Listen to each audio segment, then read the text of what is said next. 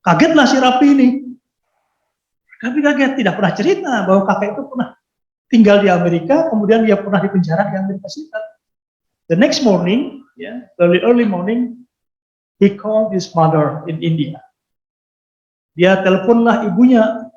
Dia tanya, Ibu, apa benar kakek pernah tinggal di Amerika? Yes, kata mamanya. Apa benar bahwa kakek pernah dipenjara di Amerika? Nah, ibunya juga kaget, di penjara. Tidak pernah cerita soal itu, kata. Memang ada sisi gelap pada masa 1919 sampai 1024 itu ya, saat Vijay Sahni itu tinggal di Amerika Serikat. Sebenarnya Vijay itu adalah seorang anak jenius ya dalam matematik.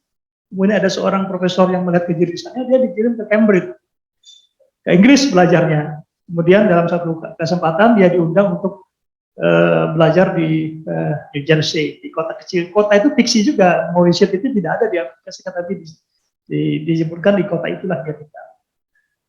Nah, kemudian Rapi mengetahui hal tersebut, berusaha untuk mencari tahu kenapa kakeknya dipenjara di Amerika Serikat.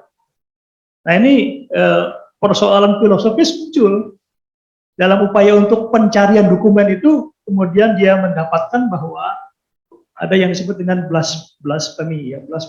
Blasfemi itu penistaan agama. Nah, ini juga kasus yang sedang sering mencuat di Indonesia. Sedikit-sedikit kalau kita nyinggung agama, disebut penistaan agama, tangkap polisi, penjara. Ya, sedikit. Nah, itulah. Persoalannya adalah di Times Square di Mauritius itu ada seorang pendeta bicara tentang keyakinan agama mereka, Christianity.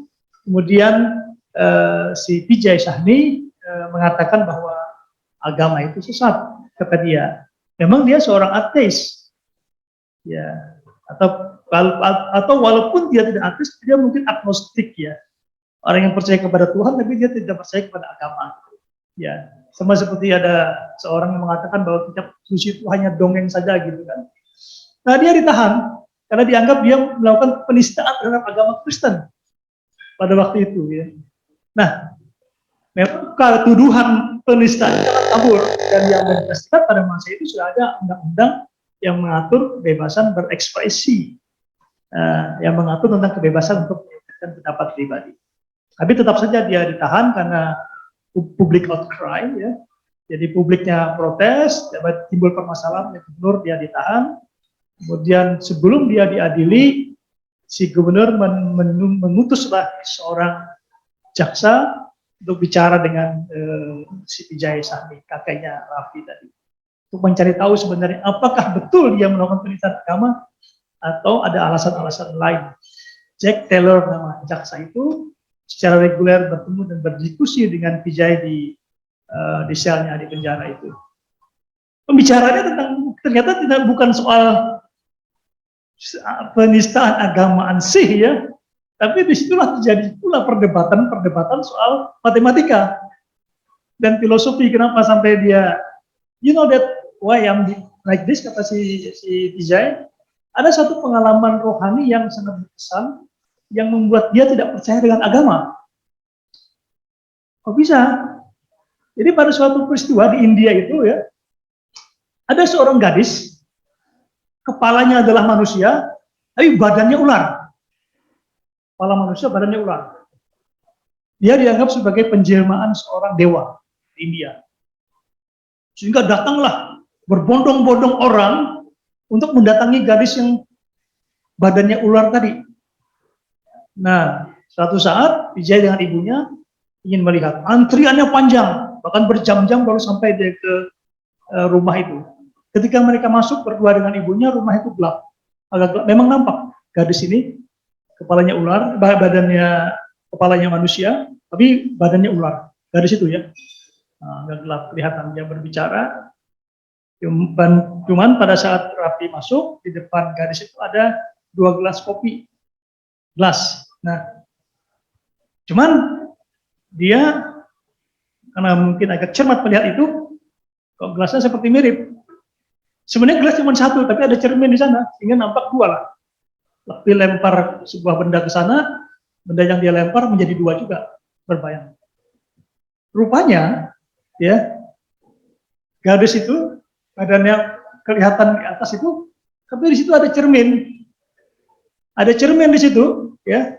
Nah, disitulah bagaimana dia mengakali orang itu ya, orang tua dari gadis itu, sehingga nampak kepalanya gadis, tapi badannya itu ular. Tapi sudah ada cermin di sana. Nah, Rapi menyampaikan itu bohong, tidak benar ada gadis kepalanya manusia, badannya ular. Tapi orang-orang India karena begitu besar keyakinannya, tidak percaya dengan apa yang disampaikan. Ya tujuannya ya sering terjadi di Indonesia lah, untuk menipu mengumpulkan duit kan. Nah, ketika sudah mulai terungkap kepalsuan itu, dia pindah ke kota lain, praktek yang sama. Karena orang yang datang itu harus bayar Rp1, Rp1, kan? Berapa? 6 bulan dia praktek seperti itu, berapa banyak yang dia kumpulkan. Ya. Nah, di situ membuka kesadarannya bahwa agama itu, ya keyakinan seperti itu hanya sebuah bentuk manipulasi dari orang-orang tertentu, dan orang meyakinnya ya, secara dogmatis ya, sehingga dia berkeyakinan setiap keyakinan harus dibuktikan. Tidak seperti matematik, setiap persoalan dalam matematik bisa dibuktikan dan orang tidak bisa menolak bukti itu yang penting. Nah, itulah yang membuat keyakinan, sehingga dia menganggap bahwa agama itu menyesatkan, termasuk Kristianiti pada waktu itu, sehingga Sriwijaya dianggap melakukan penistaan agama. Itu alur ceritanya ya. Tapi memang pada akhirnya dia dibebaskan dan dia kembali ke India, kemudian berkeluarga di sana, kemudian Vijay melahirkan seorang putri yang akhirnya putri itu menjadi ibunya dari Rapi. Itu alur cerita secara keseluruhan. Tapi kontennya, Bapak Ibu sekalian, isinya full of matematik. Jadi perdebatannya matematik, termasuk ketika jaksa Jack Taylor itu mewawancari Vijay Sahni di dalam penjara itu, disitulah pembahasan bagaimana mengenai geometri Euclid berkembang dan sebagainya. Kemudian ada buku yang fenomenal dari Euclid yang disebut Elements itu ya dikupas tuntas, termasuk 5 aksioma dari Euclid itu dikupas tuntas dalam buku itu. Jadi sekaligus kita membaca novel yang penuh dengan entertainment, tapi di sana juga kita belajar matematika. Begitu Mas Ainul. Terima kasih sudah dikasih buku itu, sehingga saya tenggelam dalam buku itu beberapa hari. Tebalnya 298 halaman ya. Saya kira demikian, jadi ini bisa menjadi inspirasi buat kita semua bahwa pelajaran matematika pun bisa ditulis dalam novel. Itu intinya. Dan matematika itu sebagaimana disampaikan oleh buku itu, dan profesor saya Suhaksoe mengatakan bahwa matematika itu cantik. Kecantikan matematika terletak pada the clarity of its logical structure. Jadi kejernihan, ketajaman, kecemerlangan dari struktur logikanya. Ya. Berbagai fenomena alam di dunia ini bisa dijelaskan dengan formula matematika, sehingga teman saya sama-sama mengambil PhD di Belanda, sekarang menjadi profesor. Dia menjadi profesor di Inggris, kemudian menjadi profesor di sebuah negara di Dubai, di Timur Tengah. Profesor Hadi Susanto menulis buku yang berjudul Tuhan adalah ahli matematika. Demikian, mohon maaf kalau ada kekurangannya. Assalamualaikum warahmatullahi wabarakatuh. Waalaikumsalam warahmatullahi wabarakatuh. Ya, terima kasih kepada Profesor Dr. Hadi, MSc, sangat menarik. Saya pun sebetulnya selaku muat juga tenggelam dalam narasi-narasi yang disampaikan oleh narasumber.